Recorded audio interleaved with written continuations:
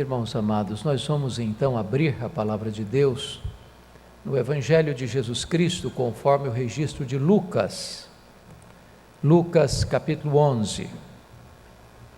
Como nós não vamos hoje fazer uma exposição de um texto específico, mas fazer um levantamento e um apanhado no Evangelho de Lucas, nós leremos apenas o versículo 1, para dar a temática que vamos desenvolver neste momento. Então, Lucas capítulo 11, verso 1, por favor.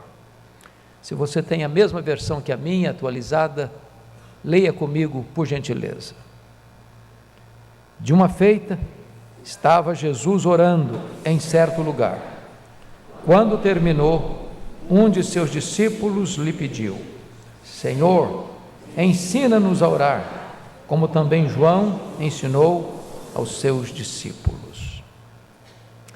Eu quero tratar com vocês hoje, irmãos, sobre a oração. A oração como a chave do poder espiritual. Vocês todos familiarizados com a palavra de Deus, têm plena consciência que o Evangelho de Lucas é o mais distinto dos evangelhos sinóticos, Mateus, Marcos e Lucas. Isso porque Lucas é o único autor do Novo Testamento gentio, todos os demais são judeus. Lucas é o único evangelista que tinha formação superior, ele era médico.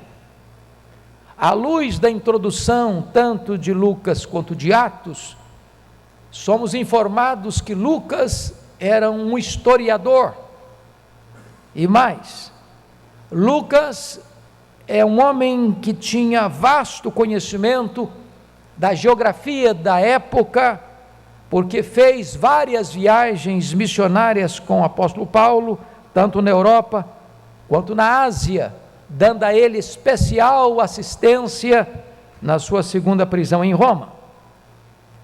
Lucas é o evangelho que dá maior ênfase sobre a atuação do Espírito Santo na vida e no ministério do Senhor Jesus Cristo. Por exemplo, é Lucas quem destaca a ação do Espírito Santo na concepção de Jesus. É Lucas quem destaca a ação do Espírito Santo no batismo de Jesus, na preparação para o seu ministério. É Lucas quem destaca que Jesus é impelido para o deserto pelo Espírito para ser tentado pelo diabo e vencê-lo ali no deserto. É Lucas quem nos informa que Jesus dá início ao seu ministério na Galileia, entrando na sinagoga de Nazaré e afirmando que o Espírito Santo está sobre ele, ungindo-o para pregar, para ensinar e para libertar e curar os enfermos. Portanto, Lucas é o evangelista que mais destaca o ministério de oração de Jesus. Todos vocês sabem que Lucas tem como grande propósito retratar, enfatizar a humanidade perfeita de Cristo.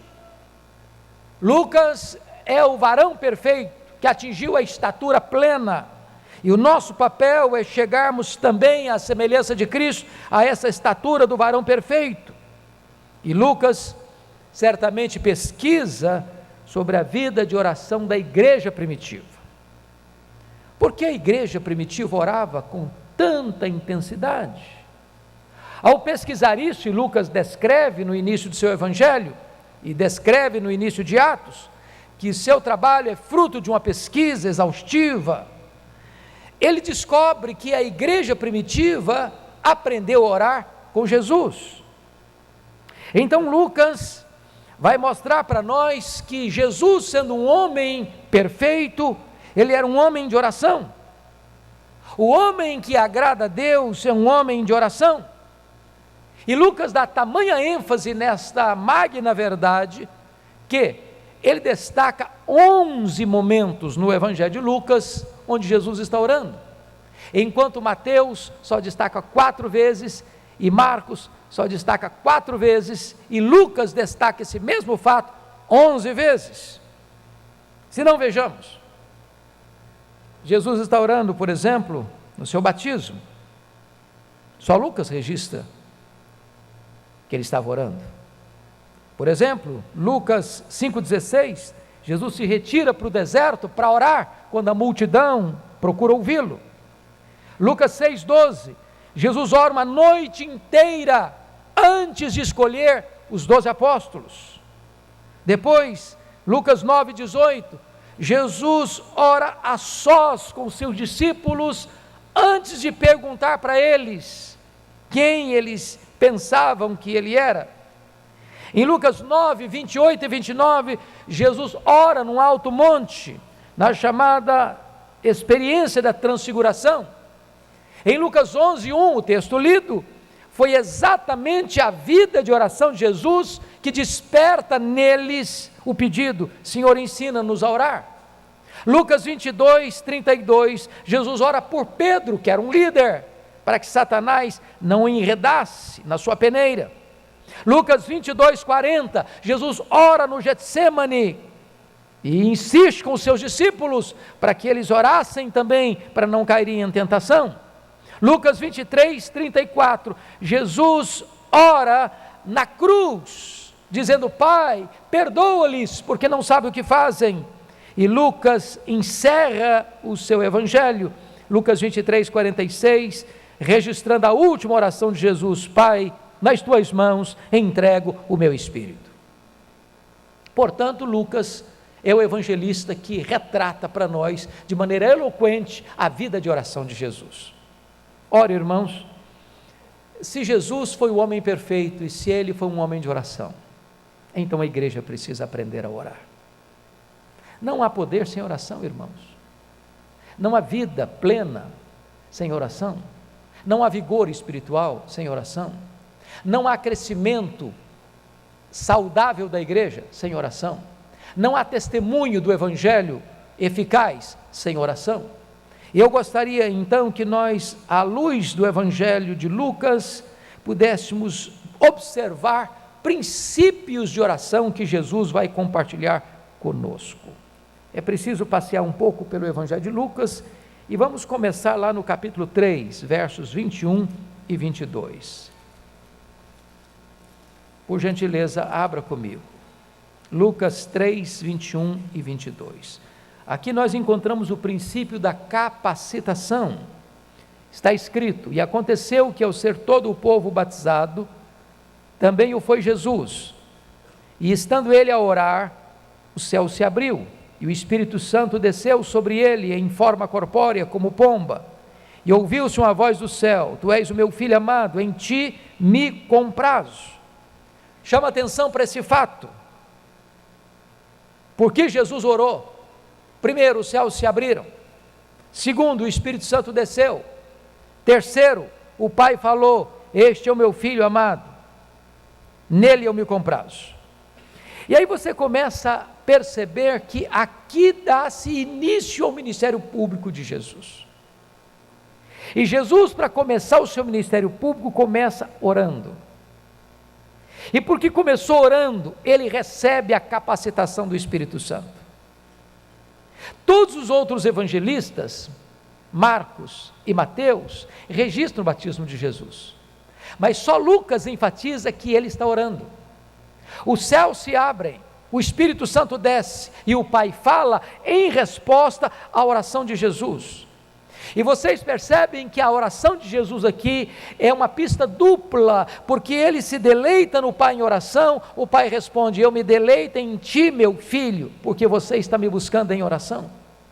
A maior importância da oração não são as súplicas que fazemos de pedidos de necessidades pessoais. O maior ponto e o ponto mais alto da oração é que por meio dela você tem comunhão, você tem intimidade, você tem prazer, você tem deleite em Deus. Agora pare para pensar uma coisa. Se Jesus recebe o Espírito Santo quando ele está orando, eu pergunto a vocês: quando é que a igreja recebeu o Espírito Santo? A igreja recebeu o Espírito Santo quando ela estava orando. Isso aconteceu no Pentecoste. Eles estavam 10 dias orando, e porque eles estavam orando unanimemente, perseveraram nessa oração. Depois de 10 dias de oração unânime e ininterrupta, o Espírito Santo desceu com grande poder sobre eles. Sabe o que significa isso, meus irmãos? Não há avivamento para a igreja, a não ser que a igreja busque a Deus em oração. É quando a igreja ora, e é quando a igreja suplica, é que os céus se fendem, é que o Espírito Santo desce, e é que a igreja recebe poder. A igreja não terá poder para cumprir a sua missão, a não ser que a igreja também ore.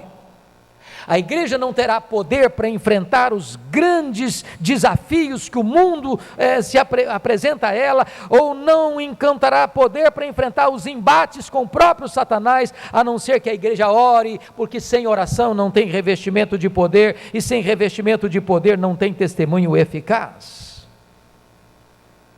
Eu quero dizer para você que o Pai se deleitará em você, na medida em que você se deleitará nele, através de uma vida de oração. Esse é o primeiro princípio que aprendemos com Jesus.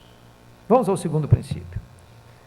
Lucas 5, por favor, versos 15 e 16.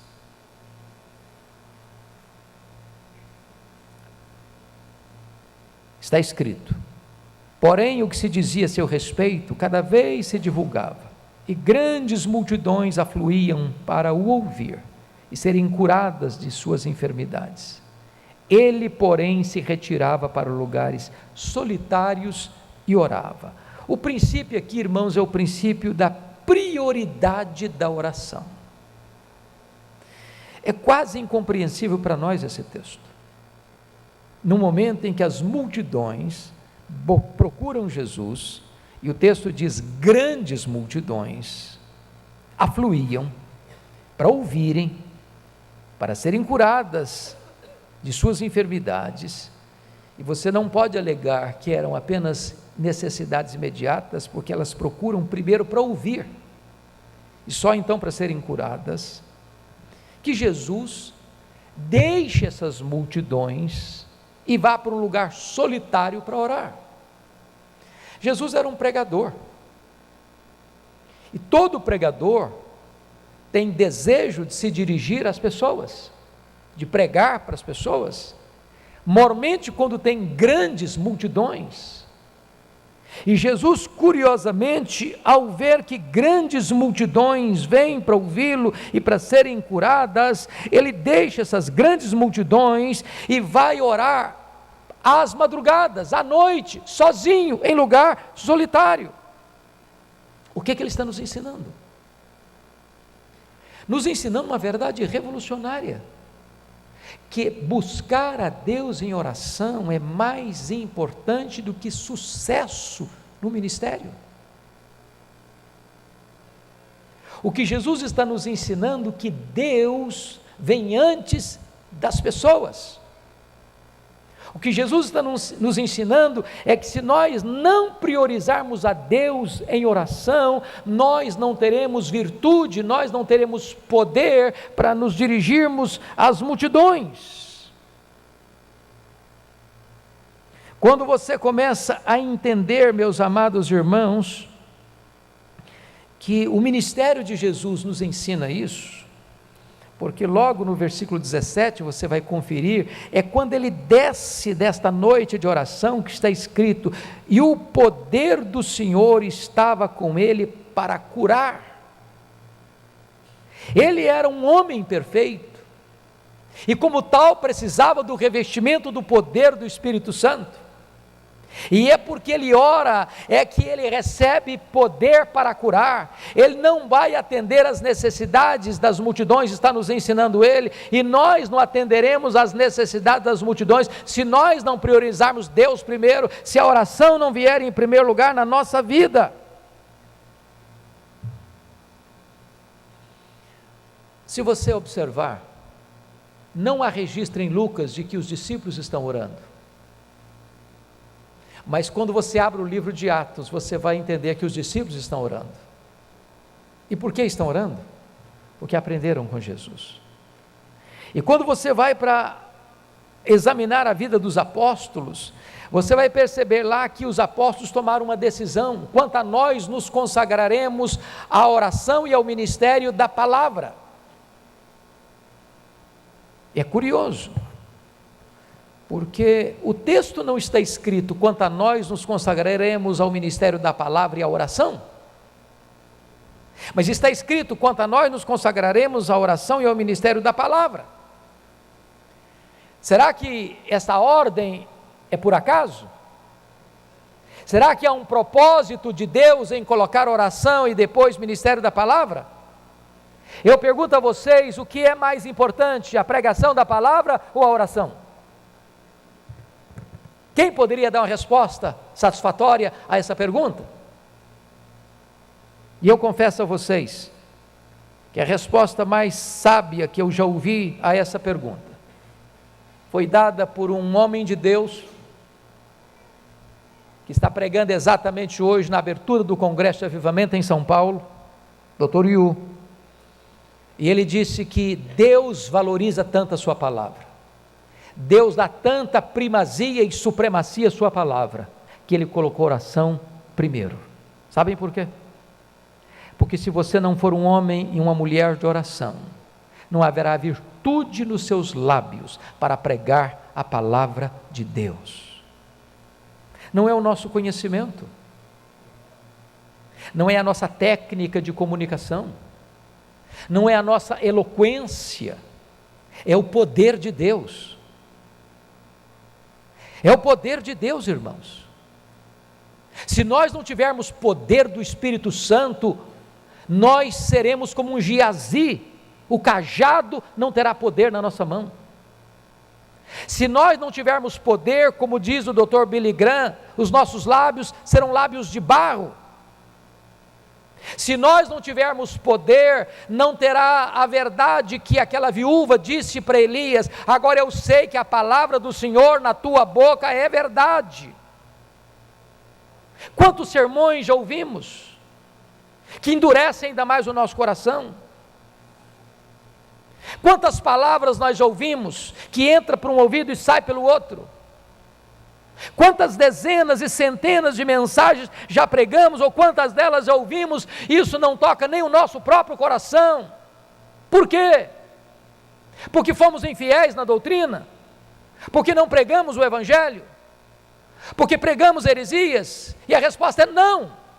Pregamos o Evangelho, pregamos a sã doutrina, mas faltou-nos o poder, faltou-nos a unção, e o poder e a unção vêm-nos por meio da oração, e Jesus nos ensina isso. Antes de termos sucesso na pregação, nós precisamos ter vitória na oração. Essa é a prioridade que Jesus está nos ensinando. Mas vamos ao terceiro princípio. Abra comigo, por favor, Lucas 6, 12 a 13.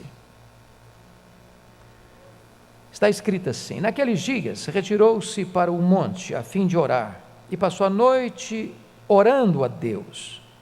E quando amanheceu, chamou a si os seus discípulos, e escolheu 12 dentre eles, aos quais deu também o nome de apóstolos.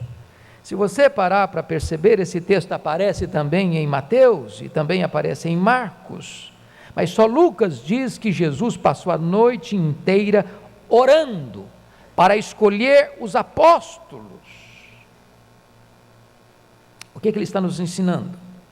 Aqui é o princípio da dependência de Deus.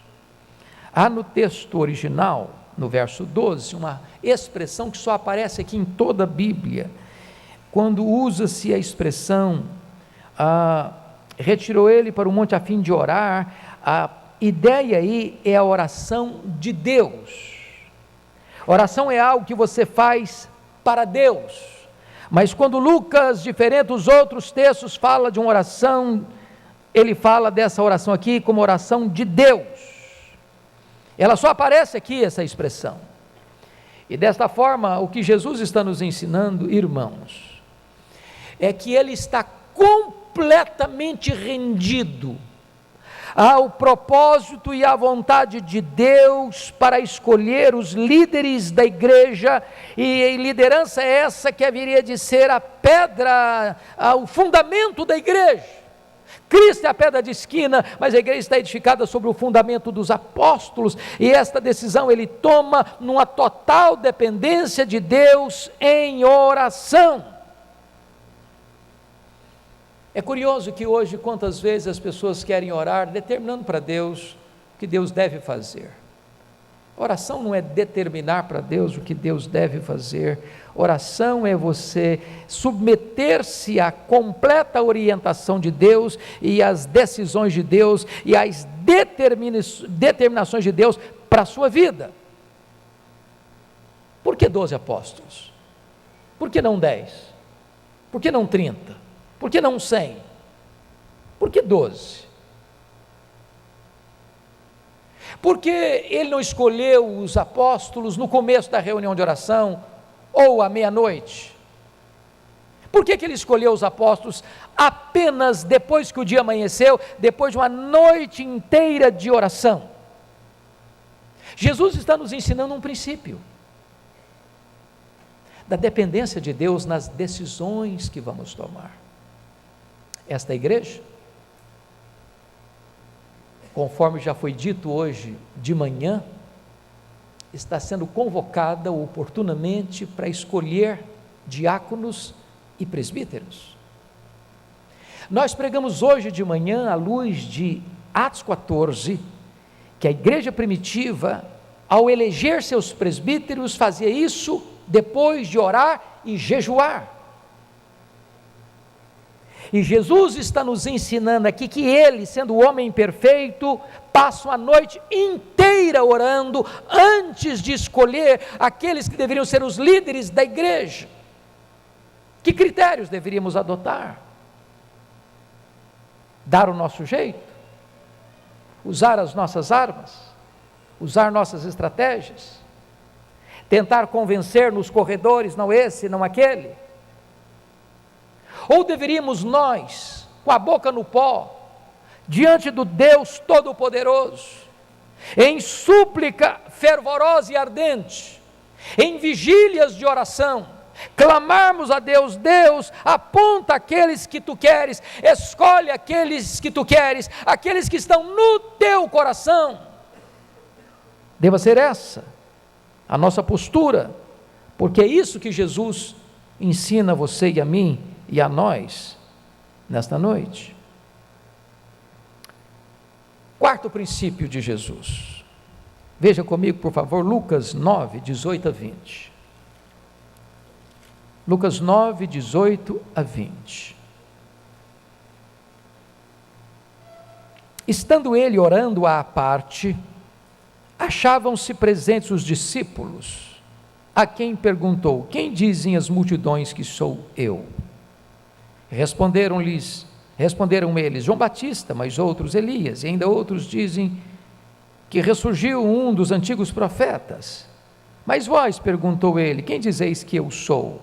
Então falou Pedro e disse: és o Cristo de Deus. Você sabe que este texto está registrado também em Mateus e Marcos, mas somente Lucas diz que Jesus, nessa conjuntura, está orando. E por quê? Se você perceber, Jesus está orando exatamente no momento em que ele vai fazer a mais importante pergunta aos discípulos: o que é que o povo está pensando a meu respeito? E também orando para perguntar a eles: e vocês, o que pensam de mim? O que significa isso, irmãos? Se você observar o contexto, logo antes desse fato, Jesus havia alimentado uma multidão. Qual foi o resultado? A multidão quis fazer de Jesus um rei político, um Messias terreno, apenas para resolver os seus problemas imediatos, de pão, de curas. Jesus está orando. Por quê? Porque é pela pregação do Evangelho, mas como resultado da oração, é que as pessoas têm seus olhos abertos para compreenderem de fato quem é Jesus. Talvez, meus irmãos, nós temos falhado num ponto. Nós temos divorciado evangelização de oração. Testemunho do evangelho de oração. E se você ler à luz do ministério de Jesus e do livro de Atos, a igreja ora e a igreja prega, e o Espírito Santo toca o coração. É curiosíssimo que Jesus esteja orando exatamente nesse contexto, e você só pode saber então por que ele está orando. Ele orou para que os discípulos soubessem que tipo de pessoa ele era.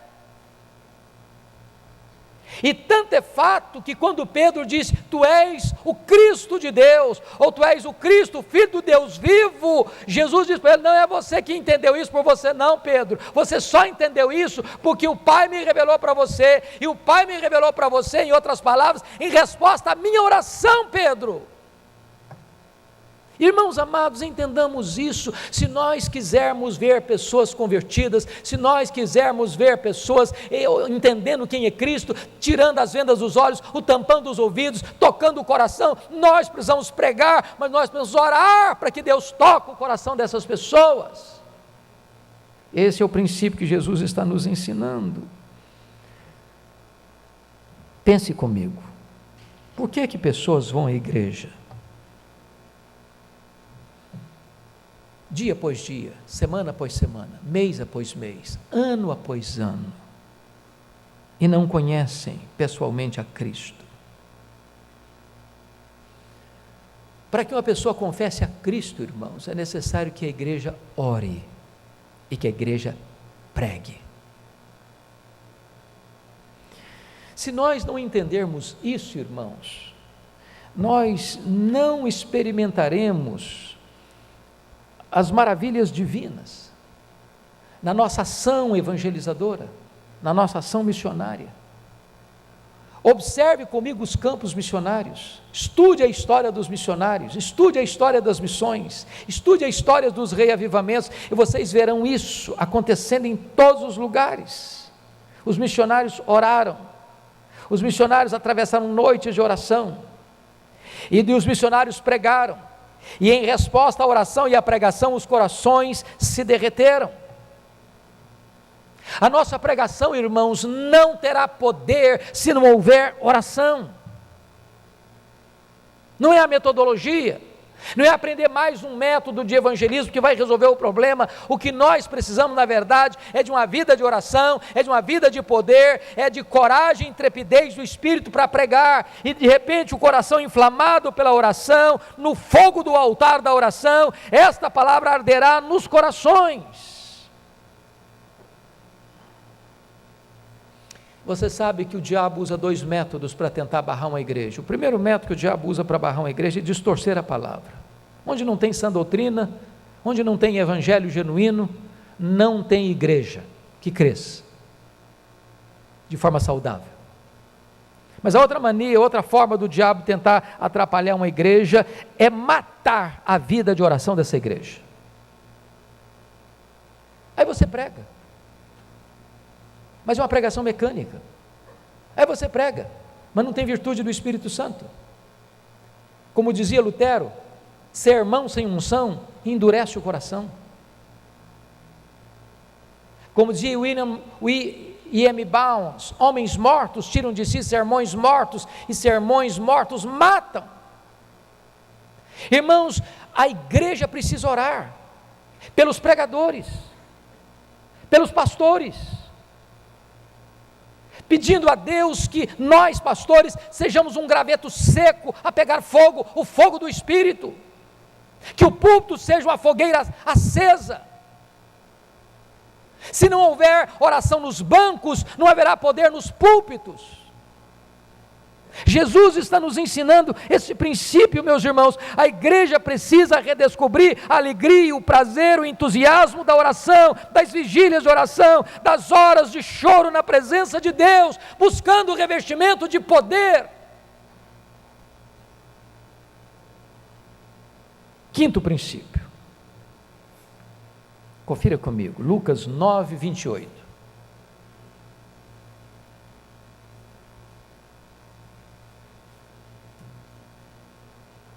Está escrito: cerca de 8 dias depois de proferidas estas palavras, tomando consigo a Pedro, João e Tiago, subiu ao monte com o propósito de orar. Notem mais uma vez comigo que Mateus registra a transfiguração, Marcos registra a transfiguração, mas só Lucas diz que ele subiu esse monte para orar. Só Lucas. E por que ele orou? Algumas coisas aconteceram. Primeiro, ele foi transfigurado na presença dos discípulos. Seu rosto brilhava como o sol, suas vestes como a luz. Porque ele orou, diz a Bíblia, que a glória de Deus entrou na sua face, na sua roupa, no seu corpo. E algumas coisas acontecem como resultado da sua oração. Primeiro, Moisés e Elias aparecem em glória conversando com ele, falando da sua partida para Jerusalém, falando da sua morte na cruz em Jerusalém. E é curioso, irmãos, que quando Moisés e Elias estão ali em glória, vocês sabem disso, Pedro, sem saber o que estava falando, disse assim: bom este lugar, vamos fazer o seguinte, vamos fazer 3 tendas, ele pensando que estava no controle da situação, sem saber o que falava. Uma será tua, outra será de Moisés, outra será de Elias. Só que Pedro está cometendo um gravíssimo problema aqui. Ele está comparando e equiparando Jesus ao representante da lei, Moisés, e ao representante dos profetas, Elias. Primeiro, porque Jesus orou, ele não precisou se defender. Porque Jesus orou, o Pai o defendeu, envolvendo-os numa nuvem, e trovejando desde os céus para dentro da nuvem: este é o meu filho, o meu eleito, a ele ouvi. Sabe o que Jesus está nos ensinando, irmãos? Nós não precisamos nos defender, nós precisamos orar, porque quando nós oramos, Deus nos defende. Segundo, porque Jesus orou, o Pai o capacitou antecipadamente para enfrentar a cruz. A agenda tratada ali naquele monte foi a partida para Jerusalém, a cruz, que seria o nosso êxodo, a nossa libertação. De que maneira Jesus, o Pai o preparou antecipadamente, trazendo-lhe lampejo da glória, da mesma glória que ele tinha com o Pai antes da fundação do mundo. E desta maneira, quando Jesus desce deste monte, ele mostrava no seu semblante que ele estava indo para Jerusalém. Ele desce pronto a obedecer, porque o Pai o havia preparado antecipadamente para enfrentar o Calvário. É quando você ora, é que Deus prepara você para os grandes embates da vida. Mas ainda, é porque Jesus orou, é que o Pai confirmou Jesus para os seus discípulos: este é o meu filho, a ele ouvi. E diz a Bíblia que quando a nuvem foi embora e os discípulos acordaram porque estavam tomados de medo, ninguém mais viram senão a Jesus Cristo, a Jesus Cristo. Amados irmãos, este é um princípio que Jesus está nos ensinando, o princípio de que Deus nos defende e Deus nos prepara para os grandes embates da vida, quando nós temos uma vida de oração. Sexto princípio, por favor, confira comigo Lucas 22. Lucas 22, 31 e 32. Está escrito: Simão, Simão, eis que Satanás os reclamou para vos peneirar como trigo. Eu, porém, roguei por ti para que a tua fé não desfaleça. Tu, pois, quando te converteres, fortalece os teus irmãos. Amados irmãos, vamos entender o que está acontecendo aqui. Pedro era um líder. Pedro foi um grande líder. Mesmo antes da sua queda e depois da sua restauração. O que é liderança? Liderança é influência. Um líder influencia outras pessoas. Liderança não necessariamente é formal. Não é apenas por ocupar este ou aquele cargo, ou esta ou aquela função, na igreja ou numa empresa ou em qualquer outro lugar do mundo. Líder é algo inato, uma liderança que Deus dá, e um líder influencia ou para o bem ou para o mal. Talvez por esta causa Satanás tivesse tanto interesse em cirandar com Pedro, peneirar Pedro. E Jesus está orando por ele, para ele não cair nos laços de Satanás. Quando você olha a liderança de Pedro, ela fica muito clara, lá em João 21, quando Pedro chega lá no mar da Galileia e vai com os seus colegas, discípulos, debaixo da orientação do próprio Cristo ressurreto, que deveria encontrar com ele lá na Galileia. Ao chegarem lá não encontram Jesus, e Pedro disse assim: eu vou pescar. E porque ele era um líder, e líder é quem influencia, os outros disseram: pois nós vamos contigo. Sabe o que Jesus está me ensinando aqui, a você e a mim? Nós devíamos orar pelos líderes. Sabem por quê? Porque não tem líder neutro. Um líder é uma bênção ou é um problema. Ou ele leva gente para perto de Deus, ou ele afasta pessoas de Deus. Nós devíamos orar mais pelos líderes. É isso que o Senhor Jesus está fazendo aqui, orando por Pedro, para que ele não caia nessa peneira do diabo, para que ele use a sua liderança para o bem e não para o mal.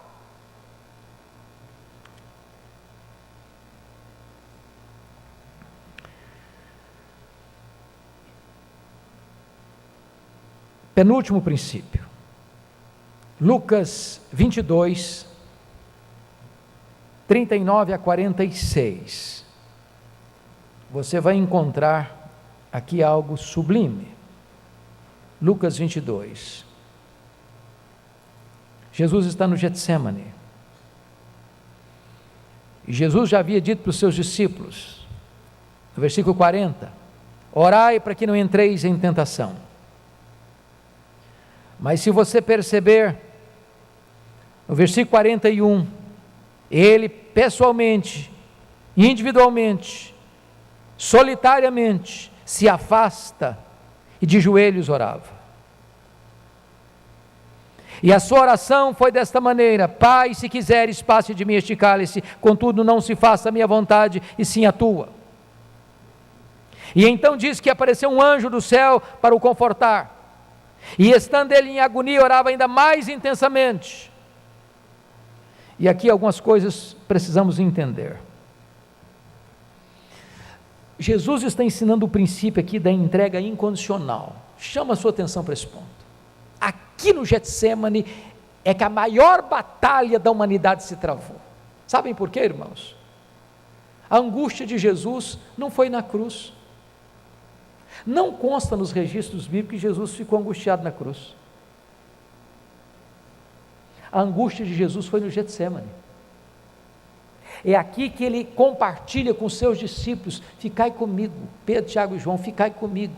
A minha alma está profundamente triste até a morte.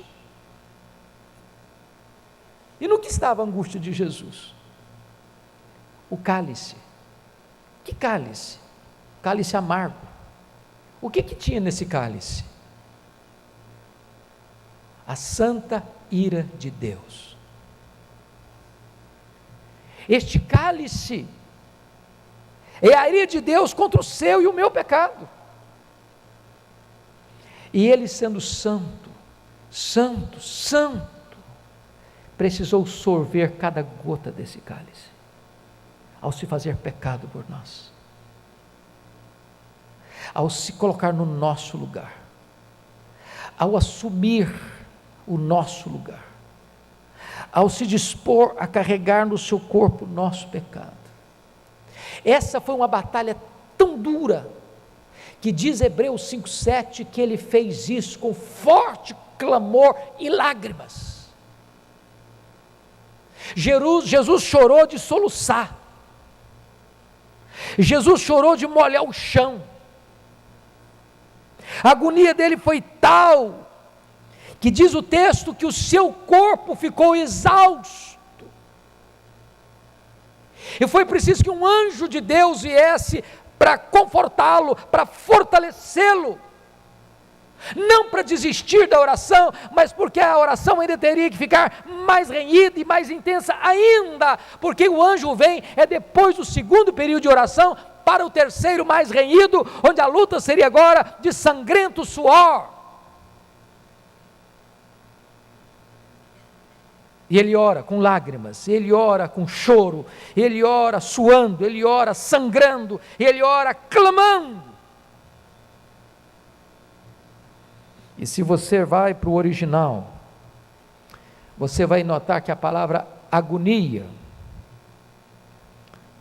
versículo 44, e estando em agonia, orava mais intensamente. Essa palavra agonia aí, é a palavra da oração de guerra, porque esta palavra é uma palavra do mundo atlético, das Olimpíadas, dos 100 metros rasos, e você que gosta de Olimpíadas, e vê que a modalidade mais aguardada é a corrida dos 100 metros, onde um atleta emprega toda a sua força, todos os seus músculos, toda a sua energia nessa corrida, e foi desta maneira que Jesus emprega todo o seu ser, toda a sua força, toda a sua energia, toda a sua alma, tudo que ele tem nesta oração. Para quê? Para se submeter à vontade do Pai, não para fazer a vontade dele. O que ele está nos ensinando? Nós devíamos aprender a orar até em agonia, não para fugir da vontade de Deus, mas para fazer a vontade de Deus. Depois que Jesus triunfa nesta oração e se levanta, não tem mais agonia nele, não tem mais angústia. Agora a turba está chegando, é ele quem se apresenta e pergunta: a quem buscais? A Jesus Nazareno. Pois sou eu. Caiu por terra. A partir daqui ele está sendo cuspido e esbordoado no sinédrio, está firme como uma rocha. A partir daqui ele é levado ao pretório romano e é espancado, é humilhado, é vilipendiado, está firme, resoluto. A partir daqui ele caminha pelas ruas apinhadas de Jerusalém, sob os apupos e vaios, uma multidão ensandecida, e as mulheres estão chorando. Por que vocês estão orando por mim? Chorai por vocês mesmos, pelos filhos de vocês. A partir daqui ele é pregado naquela cruz e transforma aquele patíbulo de horror num palco para a glória de Deus e num instrumento para a nossa salvação, porque aqui, irmãos, ele venceu a batalha para fazer a vontade do Pai. A vontade do Pai. Rendição absoluta à vontade do Pai. Mas o último princípio que eu gostaria de partilhar com você é o princípio da oração como chave para a salvação. Confira comigo o capítulo 23.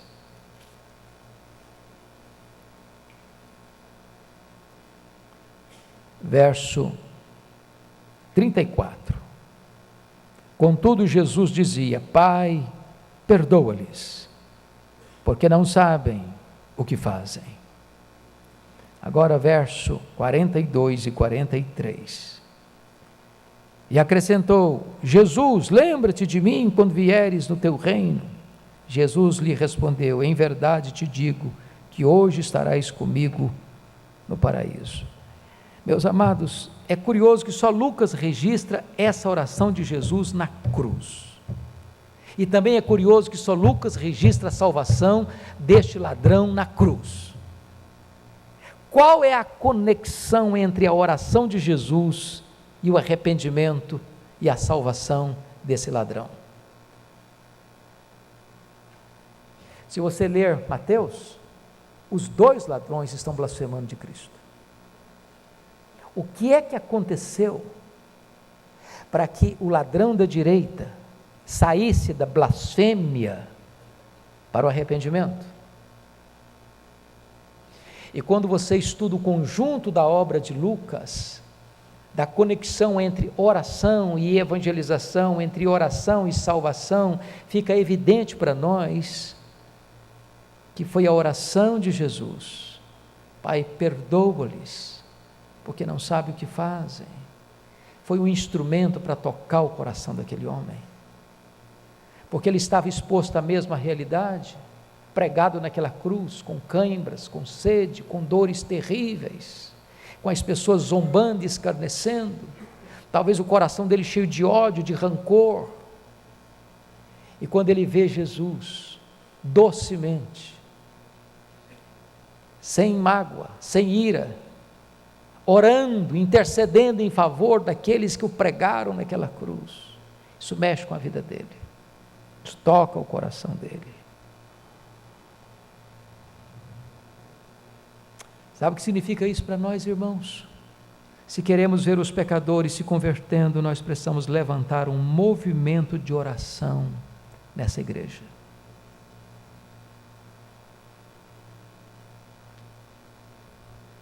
Talvez você diga: pastor, mas nós vivemos no século 21. Tem gente aqui nessa igreja que trabalha 3 expedientes por dia. Eu sou um deles. Eu trabalho 3 expedientes por dia, todo dia.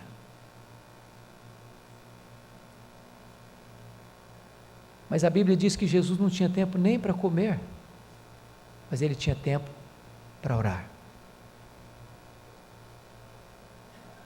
Há poucos dias recebi uma mensagem, salvo o melhor juízo, Dr. John Piper, e ele disse que no dia do juízo, as redes sociais provarão que as pessoas deixaram de orar, não por falta de tempo, porque em média o brasileiro acessa o seu telefone celular 150 vezes por dia.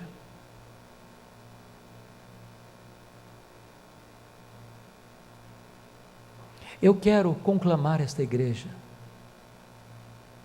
a voltar ao seu primeiro amor, a voltar às suas vigílias de oração, a voltar às suas reuniões de oração, a voltar à sua vida devocional pessoal, se nós quisermos ver os milagres de Deus acontecendo. Já disse para vocês várias vezes que se nós presbiterianos não estamos crescendo como devíamos crescer, não é por falta de cabedal teológico, graças a Deus nós temos isso, é por falta de oração. A igreja presbiteriana da Coreia não é melhor que a nossa, eles não têm mais conhecimento que a nossa, mas a igreja que é mais nova do que a nossa, 28 anos, é mais de 10 vezes maior do que a nossa, em números. E quando eu olho isso, a única resposta que eu encontro e tenho é que eles oram mais do que nós. Não precisamos buscar em outra fonte, basta olhar para o nosso Salvador, ele foi um homem de oração. E eu quero terminar com o versículo que nós lemos, termos a humildade dos discípulos e perguntar e pedir para ele: Senhor Jesus, ensina-nos a orar, ensina-nos a orar. Baixe a sua fronte, por favor.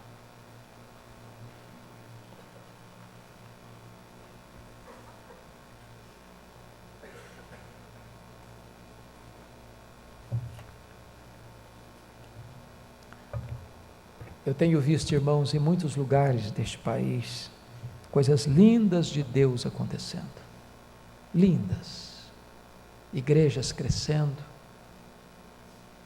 igrejas sendo plantadas, corações se quebrantando. E onde vejo isso, eu vou procurar saber por quê, o que está acontecendo. E sem exceção, todo lugar, a resposta é a mesma. O povo foi despertado para a oração.